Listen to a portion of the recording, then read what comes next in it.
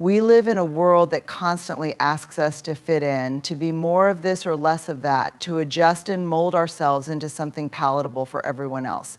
But I'm here to ask you one question: what would happen if you let all that go and simply chose to be true to yourself? Being true to yourself doesn't mean being perfect. In fact, it's quite the opposite. It's about embracing the messy, imperfect, and wonderfully unique person that you already are. It's about standing in your own truth, even when the world tells you to sit down and conform. The first step is vulnerability. Now, I know vulnerability can feel like standing naked in a crowded room, exposed and terrifying. But let me tell you, this vulnerability is courage in its rawest form. It's saying, this is who I am, take it or leave it, and that kind of honesty is magnetic. Next, let's talk about perfectionism. Perfectionism is a heavy cloak we wear, hoping it will make us worthy of love and acceptance.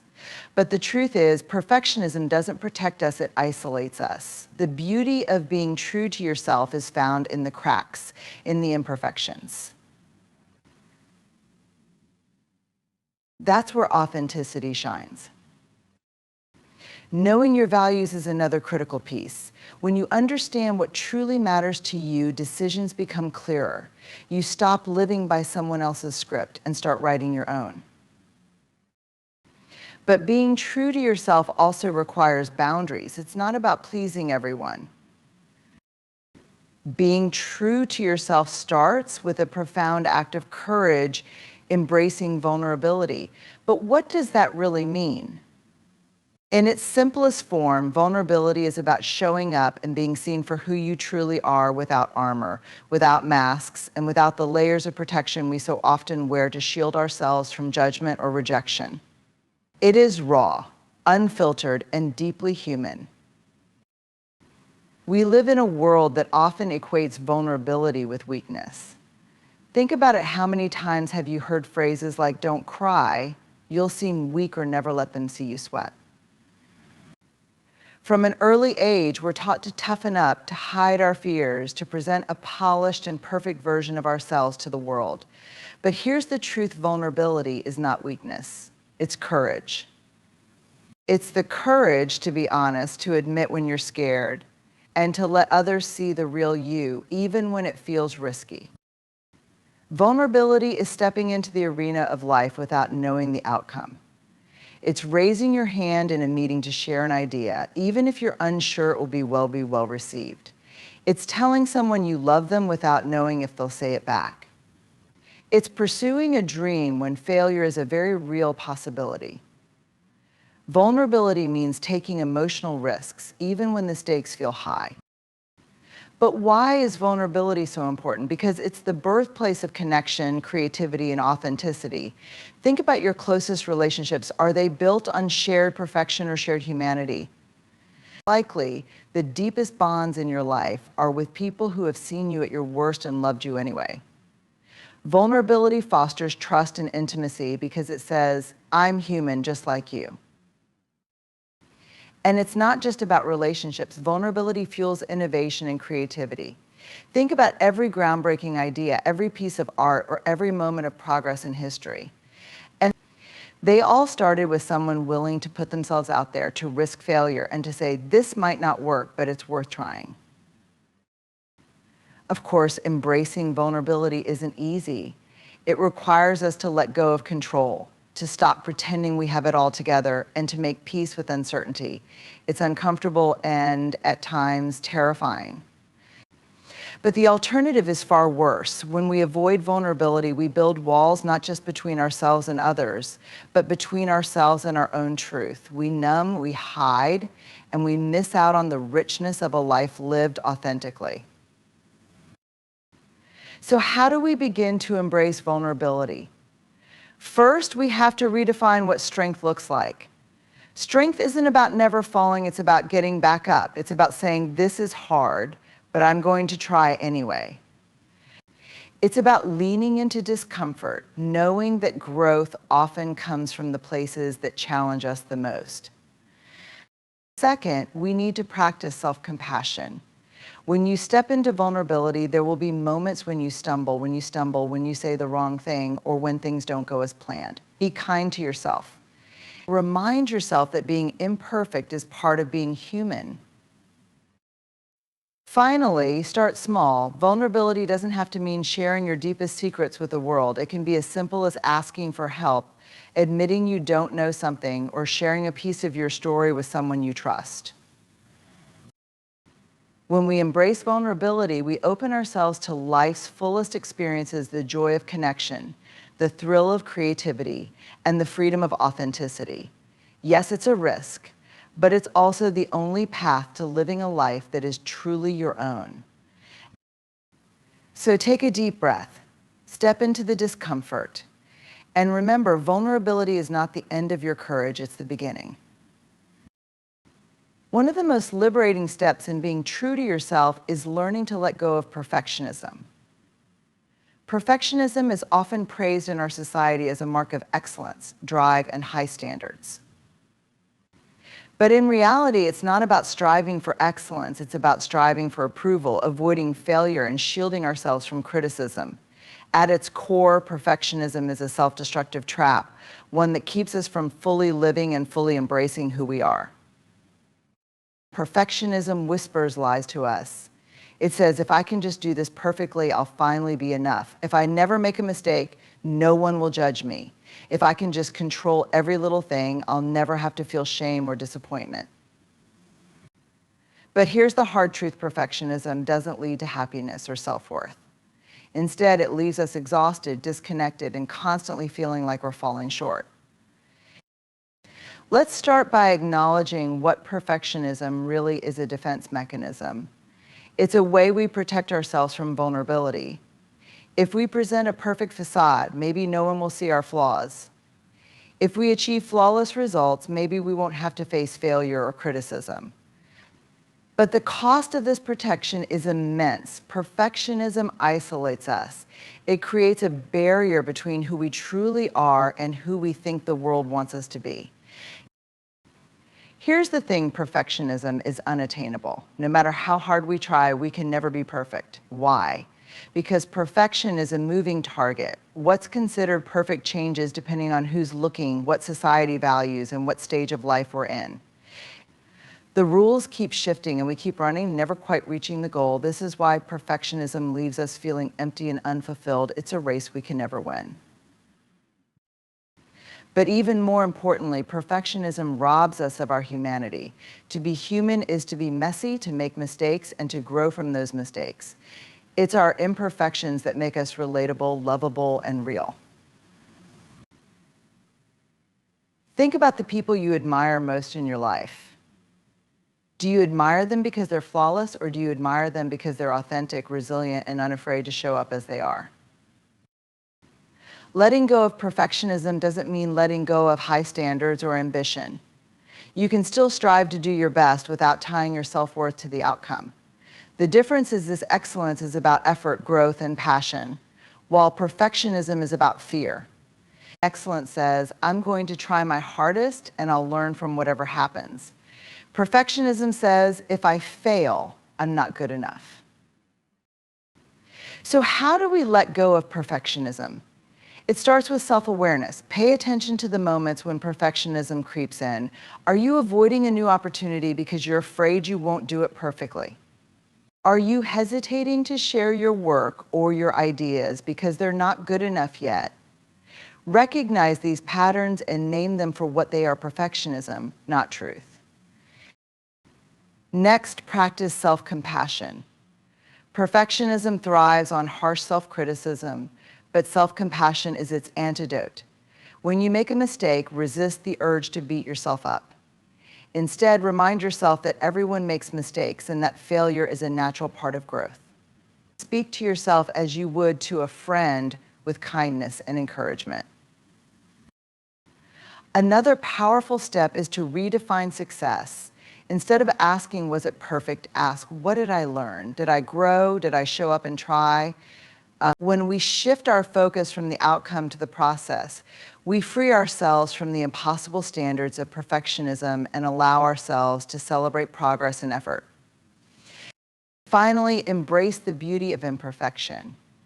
Life is not a polished highlight reel. It's messy, unpredictable, and full of surprises. And that's what makes it beautiful. Your quirks, your missteps, your good enough efforts, they're all part of what makes you uniquely you. By letting go of perfectionism, you give yourself permission to be human, to connect with others on a deeper level, and to live a life that's rich, meaningful, and authentic. So take a deep breath. Let go of the need to have it all together. Embrace the messiness of life. Because perfection is not the goal. The goal is to live fully, to grow bravely, and to show up as the real, wonderfully imperfect person you were always meant to be. To be true to yourself, you must know who you are at your core.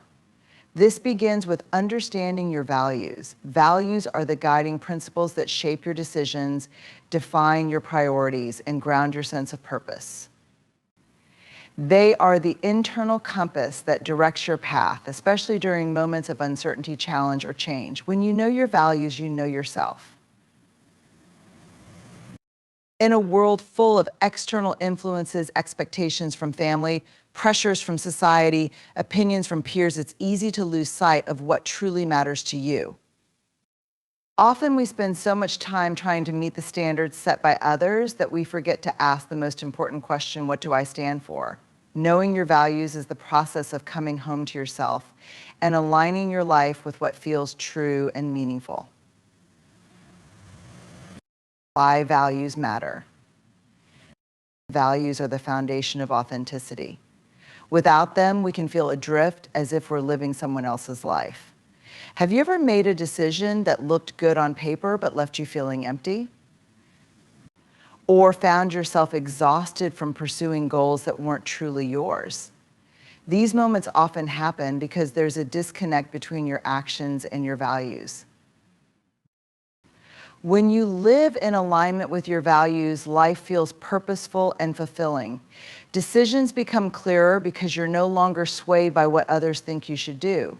Instead, you're guided by what feels right for you. Living according to your values allows you to show up authentically and confidently in every area of your life. Discovering your values. Identifying your values is a deeply personal journey. It's about peeling back the layers of external expectations to uncover the principles that resonate most with your heart. Here are some steps to help you get there. Reflect on peak moments. Think about the times in your life when you felt truly alive, fulfilled, or proud. What was happening in those moments? What qualities or principles were at play? These are often clues to your core values. For example, if you felt fulfilled while helping others, values like compassion or service might be central to your life. Notice what stirs you. Pay attention to the things that ignite a strong emotional response in you, whether it's joy, anger, or inspiration. What issues make you want to stand up and take action? These reactions often point to values that matter deeply to you, such as justice, honesty, or creativity. Identify what drains you. Reflect on experiences that left you feeling depleted, frustrated, or out of place. Often these situations clash with your values.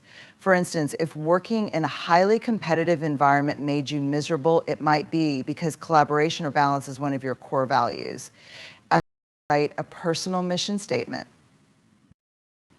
Once you've identified your values, try crafting a short statement that reflects what matters most to you. For example, I value kindness, growth, and integrity, and I strive to live a life that inspires others while staying true to myself. This exercise helps solidify your values and gives you a touchstone to return to when making decisions. Living in alignment with your values. Knowing your values is one thing, living by them is another. There will be times when life challenges your commitment to your principles. You might face difficult choices where sticking to your values feels inconvenient or even risky. But staying true to your values is what allows you to build a life that reflects your authentic self. Use your values as a decision-making tool. When faced with a tough decision, ask yourself, does this align with my values? Will this choice bring me closer to or further from the life I want to live? Let your values guide you, even when the answer isn't easy. Set boundaries to protect your values. Living authentically means protecting what matters to you. That might mean saying no to opportunities, relationships, or activities that conflict with your values. Boundaries are not selfish, they're an act of self-respect. Embrace the discomfort of growth. Sometimes living by your values means making hard choices, like leaving a job that doesn't align with your principles or walking away from relationships that no longer support your authenticity. These moments can be uncomfortable, but they are necessary for living a life that's true who you are. Stay flexible and reflect often. While your core values tend to remain consistent, how you express them may evolve over time. Regularly take time to reflect on your values and ask yourself if your life is still in alignment with them. This practice helps ensure that you're living intentionally, not just going through the motions. The power of knowing your values. When you know your values, you stop seeking validation from the outside world because you already have clarity within. You learn to trust yourself and make decisions that honor your truth. You feel more connected to your purpose and more confident in your path. And most importantly, you live a life that reflects who you truly are, not who others expect you to be. So take the time to discover your values and let them guide you. Because when you know your values, you know yourself, and that is the greatest gift you can give to the world. Setting boundaries is one of the most important and empowering practices you can adopt in your life. At its core, a boundary is a limit you set to protect your physical, emotional, and mental well-being. It's a clear statement of what you will and won't tolerate from others, as well as from yourself. Boundaries are not walls that shut others out. They are markers that define how you want to be treated, how much you're willing to give, and what you need to protect your energy and peace of mind. Unfortunately, boundaries are often misunderstood. Many people believe that setting boundaries is selfish, confrontational, or even rude. In reality, boundaries are a form of self-care, and they are essential to maintaining healthy relationships and preserving your sense of self. Without boundaries, you risk becoming overwhelmed, drained, or resentful. You might find yourself doing things you don't want to do, compromising your values, or allowing others to take more than you can give. In these situations, your true self becomes lost and your well-being suffers. Understanding what boundaries are. Boundaries come in many forms: emotional, physical, mental, and spiritual. They can be as simple as saying no to a request or as complex as distancing yourself from toxic relationships. But all boundaries have one thing in common: they are designed to protect your well-being. Emotional boundaries, these are about protecting your feelings and emotional health. They help you recognize where someone else's emotions end and where yours begin. Emotional boundaries involve respecting your need for space when you're feeling overwhelmed and allowing yourself to express your feelings honestly without fear of judgment. Physical boundaries, these deal with your physical space and body. It can mean setting limits on how much physical affection you're comfortable with, as well as saying no to situations where you feel unsafe or uncomfortable. And these boundaries also include the need for rest, privacy, and time alone. Mental boundaries, these boundaries protect your thoughts, beliefs, and intellectual space.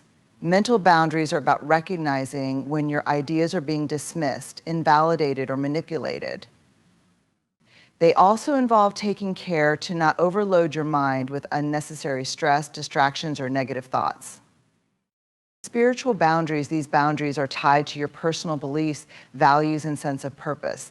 They allow you to honor your own spiritual journey without feeling pressured to conform to others' expectations or beliefs. Spiritual boundaries also involve protecting your sense of inner peace and clarity, even in challenging circumstances.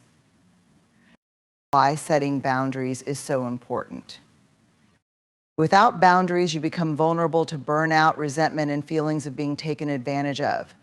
Boundaries help you maintain your sense of self, prioritize your needs, and create healthy relationships based on mutual respect. They give you the freedom to say yes to the things that matter most and no to the things that drain you. When you fail to set boundaries, it's easy to slip into people-pleasing behavior.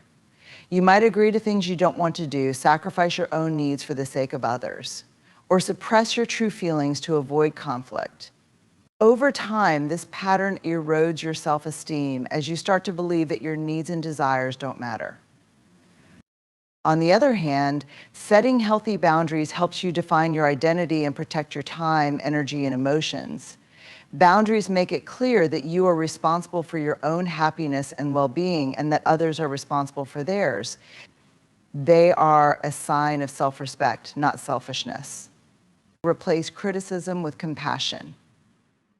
Silencing the inner critic is not about suppressing or ignoring it. It's about replacing criticism with compassion. Instead of berating yourself for mistakes or failures, practice self-compassion. Treat yourself with the same kindness and understanding that you would offer a friend. When you make a mistake, acknowledge it without judgment. Remind yourself that it's okay to be imperfect. Your mistakes do not define you. They are simply opportunities for growth.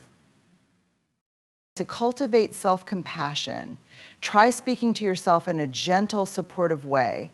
For example, if you've made an error at work, instead of saying, "I'm so stupid, I can't do anything right," try saying, "That didn't go as planned, but I can learn from it and do better next time." Over time, this compassionate voice becomes more natural, and the inner critic loses its power. Create space between you and the inner critic. One of the most effective ways to silence the inner critic is to create distance between you and its voice. Instead of fully identifying with the critical thoughts, start to view them as separate from your true self. You can practice mindfulness to create this distance by observing the thoughts without attaching any judgment to them. Imagine your inner critic's voice as a passing cloud in the sky or a distant radio station. It may be there, but it doesn't define you. You don't have to act on every thought it generates. Mindfulness allows you to pause and respond intentionally to the critic, rather than reacting impulsively. When you catch yourself falling into negative self-talk, take a moment to breathe deeply and remind yourself that these thoughts are just that, thoughts, not facts. You can acknowledge them and then let them pass without allowing them to control your behavior. Reconnect with your strengths and achievements. Another key strategy in silencing the inner critic is to reconnect with your strengths, accomplishments, and positive qualities. The inner critic loves to focus on your weaknesses and failures, but it often overlooks your successes and unique abilities. By intentionally reflecting on your past achievements, strengths, and moments of success, you can begin to counterbalance the negativity of the critic. Take time to write down your achievements, big or small, and remind yourself of the progress you've made. When you face the inner critic, counter its negative messages with a reminder of your resilience and accomplishments. This practice helps shift your focus from what you think you lack to what you already possess. Practice patience and consistency. Silencing the inner critic is not an overnight process. It requires patience and consistent practice. The inner critic has likely been a part of your internal dialogue for a long time, and changing the way you relate to it takes time. The key is not to be discouraged by setbacks. Whenever the critic resurfaces, gently redirect your thoughts and practice self-compassion again.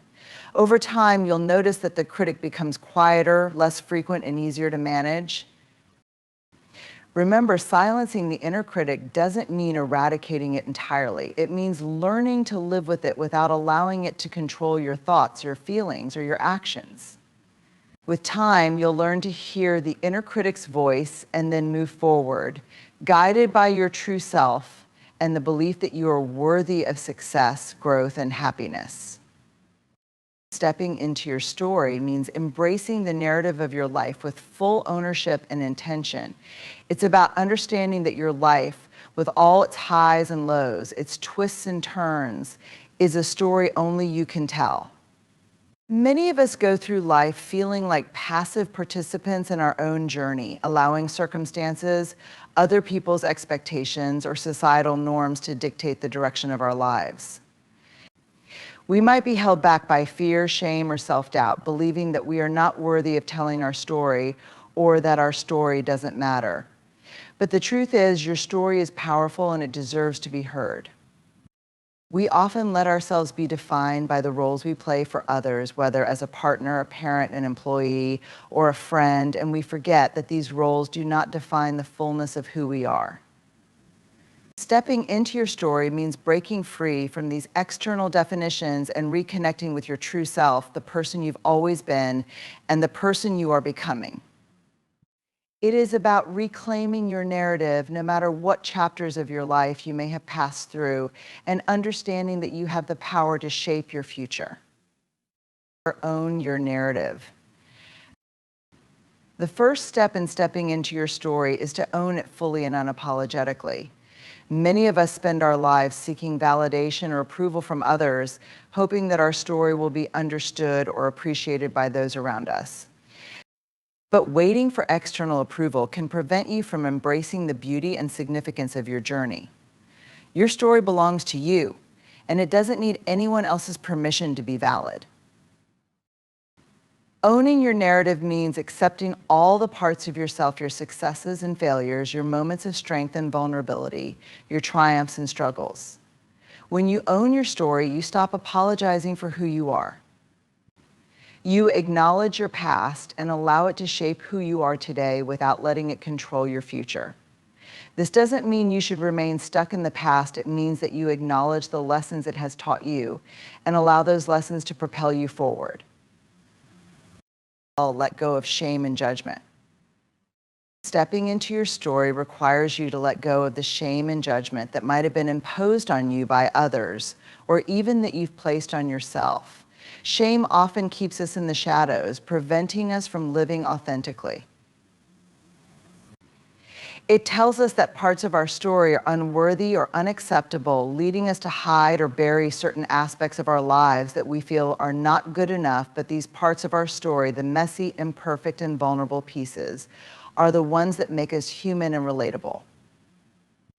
Letting go of shame means accepting that no chapter of your story is any less valuable than another, and that every experience contributes to the whole of who you are. It means acknowledging the pain, the mistakes, and the hard lessons without allowing them to define you. You are not your past mistakes, and you are not the labels others have placed on you. You are a constantly evolving multidimensional being, and your story is one of growth and resilience. Embrace the uncertainty of your story. A major part of stepping into your story is embracing the uncertainty that comes with it. Life rarely unfolds according to a linear or predictable path. We don't always know what the next chapter holds or how things will turn out, and that can be frightening. The uncertainty can make us want to stay in the comfort of the familiar or to cling to what we know, even if it doesn't serve us. But uncertainty is also where transformation happens. The unknown is where we step outside our comfort zones and take risks. When you embrace the uncertainty of your story, you allow room for possibilities you never could have imagined. You stop trying to control every aspect of your life and begin to trust that even the challenges and setbacks are part of a larger picture that will ultimately serve you. Rewrite the story you've been told. For many of us, the stories we carry are not entirely our own. They are shaped by the narratives others have imposed on us, whether it's our families, our cultures, or society at large. These external stories can limit our potential or define us by our past failures, mistakes, or perceived weaknesses. Stepping into your story means reclaiming the pen and rewriting the parts of your story that no longer serve you. Perhaps you were once told you couldn't achieve your dreams or that your voice didn't matter. Maybe someone else's vision for your life became so loud that you lost sight of your own desires and goals. By rewriting your story, you take back your power. You get to decide what the next chapters will look like. You get to redefine success, happiness, and fulfillment on your own terms. This doesn't mean ignoring your past, it means integrating it into a new narrative that empowers you to move forward. Take ownership of your choices. Another essential aspect of stepping into your story is taking ownership of the choices you make. We often feel like victims of our circumstances, blaming external factors for where we are in life. While external factors certainly influence our experiences, we always have the power to choose how we respond to them. Taking ownership of your story means accepting responsibility for the decisions you've made and understanding that you are the author of your life.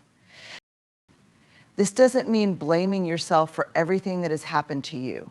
Life can be messy, and sometimes things happen that are outside of our control. But you do have the power to choose how you move forward. By making conscious choices and taking responsibility for your actions, you step into your role as the creator of your own story. You acknowledge that while you can't always control the events in your life, you can control how you choose to respond to them. Find meaning in your story. Stepping into your story also involves finding meaning in the experiences that shape you. Every chapter of your life holds valuable lessons that can contribute to your growth and understanding of yourself and the world around you. Whether it's a difficult period of struggle or a period of joy, every experience has something to teach you. Instead of viewing challenging times as obstacles, try to see them as opportunities for growth. Your story is not just a series of random events, it's a tapestry of experiences that, when woven together, create a narrative that is uniquely yours. When you find meaning in your story, you stop seeing it as something that happens to you and begin to see it as something that happens for you. Every twist and turn adds depth and richness to your personal journey. You allow yourself to express your individuality and uniqueness, knowing that your story as it is enough. You stop trying to fit into a mold that doesn't belong to you and start embracing the fullness of your own narrative, trusting that it is worthy of being told. Stepping into your story is a courageous act of embracing all that you are: your strengths, your flaws, your triumphs, and your setbacks. It is about taking ownership of your narrative, rejecting the limiting beliefs that have been imposed upon you, and reclaiming your power to shape the future. By silencing the inner critic, setting boundaries, embracing vulnerability, and letting go of perfectionism, you can create space for your authentic self to emerge. Your story is unique and it holds immense value. It doesn't need to conform to anyone else's expectations or standards. It simply needs to be lived with intention and honesty. Every chapter, whether filled with success or struggle, contributes to the richness of who you are becoming. The courage to step into your story is the courage to fully embrace yourself, to honor your journey, and to trust that you are worthy of writing your own narrative, no matter what challenges may come. So let go of the fear, step into your story with confidence, and know that you have everything you need to live a life that reflects your true self. The world is waiting for you to share your story, and the best part is you're the one who gets to tell it.